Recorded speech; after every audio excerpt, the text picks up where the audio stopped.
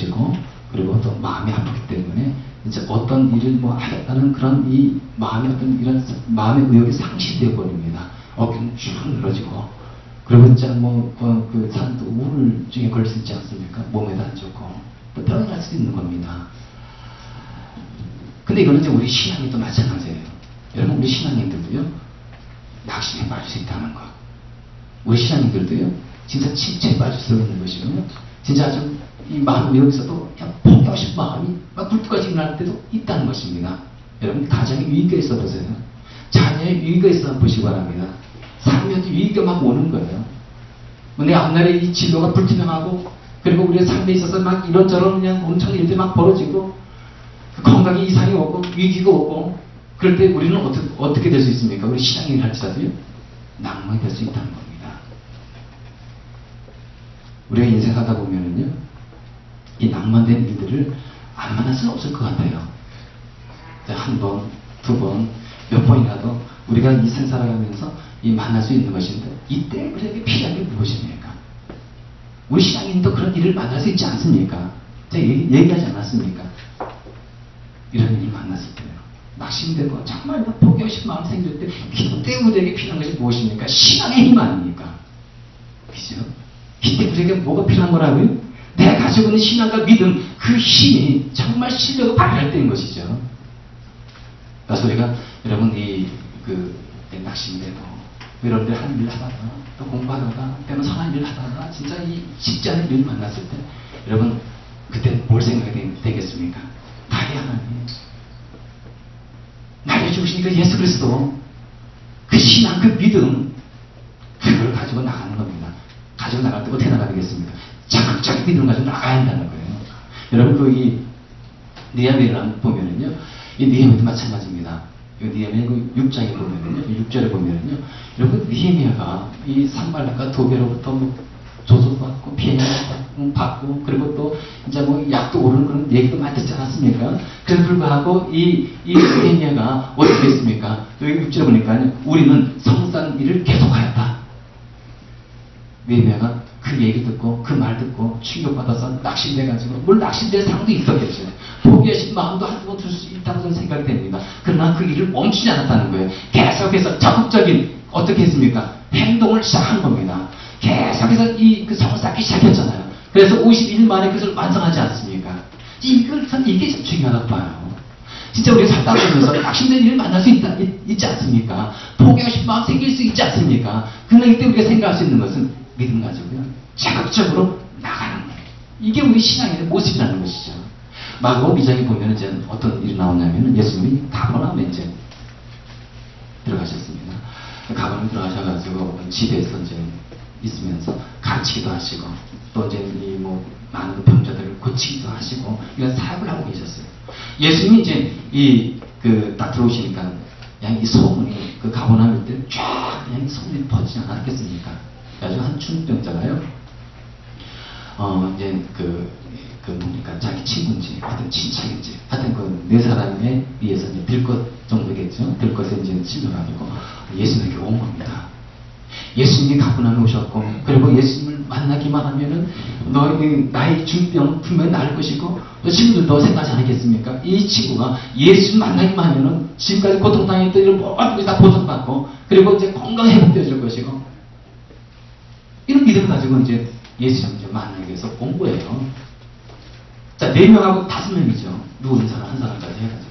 그래서 무겁지 않았겠습니까? 끙끙거리면서 이제 4명이 이제 이 중병증이 들고 이제 온 거예요. 예수 믿는 집까지 왔는데 이게 웬일입니까? 타지 않는 일이 발생하고 만 거예요. 큰 장애물을 만난 겁니다. 어떤 겁니까? 수많은 사람들이 소문을 듣고 그 자리에 그 집을 에워싸고 있는 거예요. 여러분 그 수많은 사람들이 있었기 때문에 공간도 없어요. 비집고 들어갈 틈이 없는 겁니다. 한 사람도 못 들어가는 거예요. 그 정도로 공간이 없는 겁니다. 근데 여러분 4사람이 들것에다가 한 중병자 들고 거기 들어갈 수 있겠습니까? 이건 불가능한 거예요. 들어갈 수가 없는 겁니다. 만약에 이런 사람들이 대충 이렇게 이런 상황이 있을 때 장애물을 만나고 뜻하지 않는 일을 딱 만났을 때 어떤 생각을 할 수 있겠습니까? 만약에 그 친구라면 그 중병자가 어떻게 하겠습니까?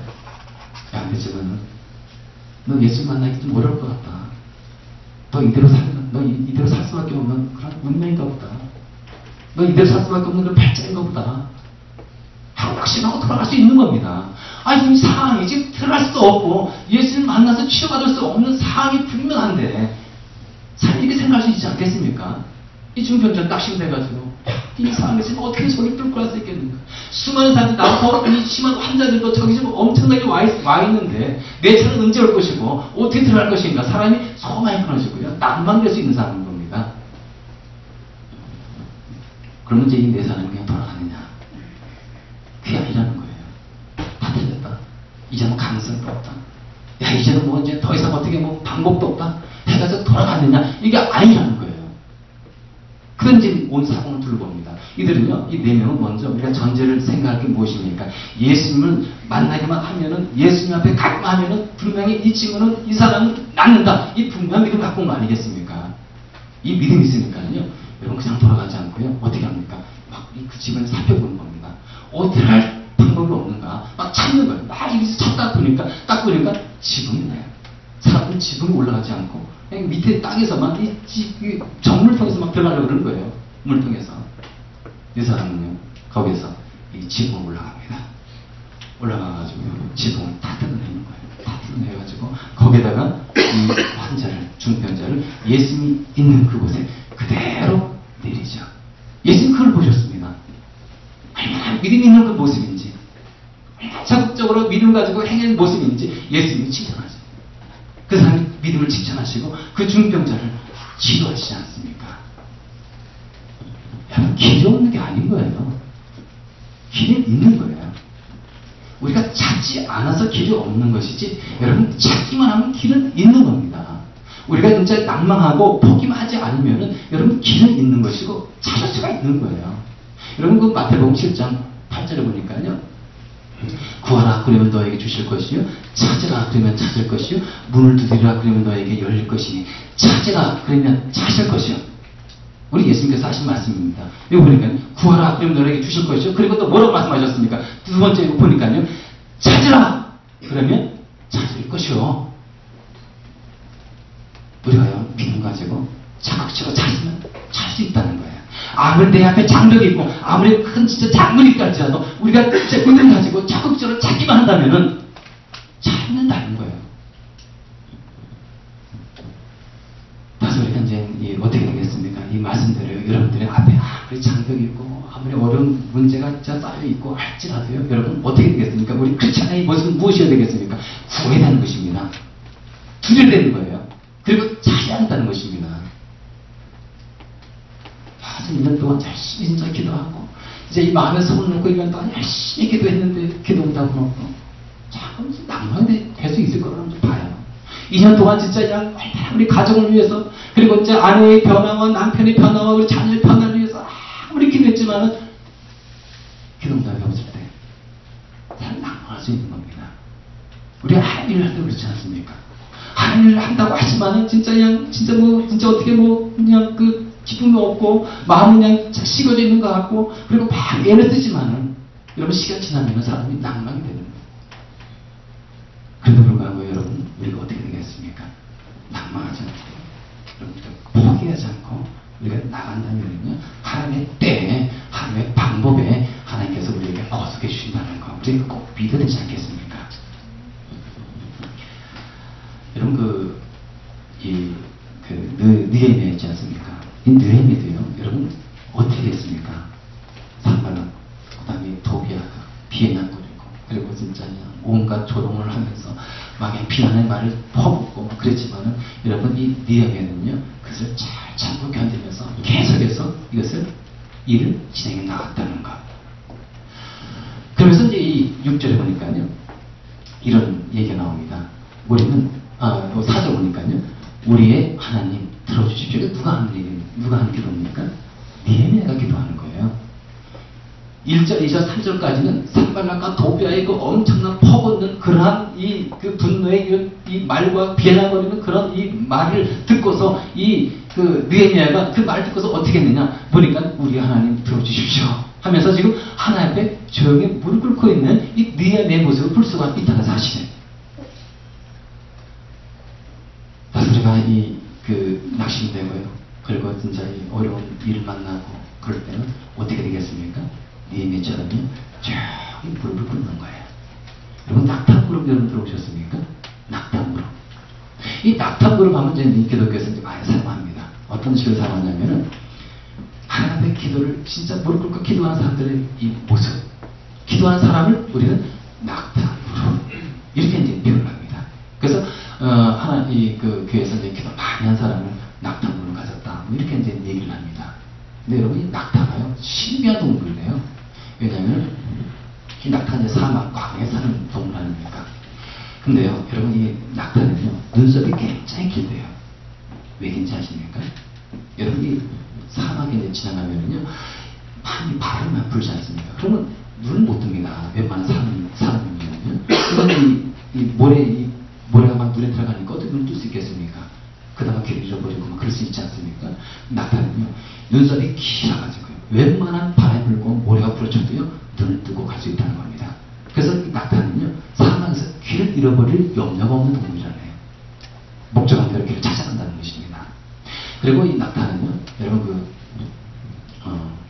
이 위에 물을 저장하고 다니는 동물로 또 유명하지 않습니까? 그래가지고 이 위가요 이 다른 동물과 비해서는 특수하게 좀 돼 있다고 합니다. 그래가지고 따로요 위에 물이 저장되어 있는 거예요. 그래가지고 이 물이 있기 때문에 사막은요 거의 사막을 물 없이 먹는 물 없이 340km를 갈 수 있대요. 웬만한 사막을 횡단할 수 있는 겁니다. 사람은 이 물이 없어서 픽픽 쓰러지지만은 이 낙타는요 340km를 물 없이 갈 수 있다는 겁니다. 참 신비한 동물 아닙니까? 그리고요 이 낙타에 또 한 가지 특징이 있습니다. 낙타는요 무릎이 그렇게 두껍다네요. 무릎의 이 부분의 가죽이 굉장히 두껍다고 합니다. 여러분 왜 이 낙타가 이 무릎이 두꺼우냐면요 여러분 이 사막에는 가끔 이 무서운 모래 폭풍이 불어온대요. 그러면요 이 무서운 모래 폭풍이 막 몰아치면은 웬만한 이 사람도 뭐 갈 수 없을 뿐만 아니라 이 낙타를 할지라도요 정말 가기 어렵대요. 이런 폭풍이 불어올 때에는. 그때는요 낙타가 이런 폭풍이 막 힘들었을 때 조용히 그 자리에서 무릎을 탁 꿇는 거예요. 폭풍이 시작할 때까지 하염없이 끊임없이 참고 인내하면서 무릎을 계속 꿇고 기다린다는 것입니다. 그렇습니다. 우리가 인생 살다 보면서요 정말 그 시련에 이런 바람들을 맞이하고요 인생의 고난의 이런 폭풍을 우리가 만날 수도 있습니다. 뿐만 아니죠. 때로는 이 장애물을 만나게 되고요. 때로는 뜻하지 않는 그런 이 장벽을 만남으로 인해 가지고 우리의 소망이 없어지는 것 같고, 그리고 우리가 이 살면서 진짜 그냥 이 마음에 진짜 이 계획대로 되어지지 않고, 진짜 사명초가 이 사명이 진짜 꽉 막힌 것 같은 절망에 빠지는 그런 상황 속에 있을 수도 있습니다. 그러나 여러분 그런 징조는요, 그런 사인은요, 우리 보고 포기하는 사인이 아니라는 겁니다. 그럴 때는요, 우리가 적극적인 믿음을 가지고 그 시련을 뚫고 나가라는 하나님의 사인이라는 거예요.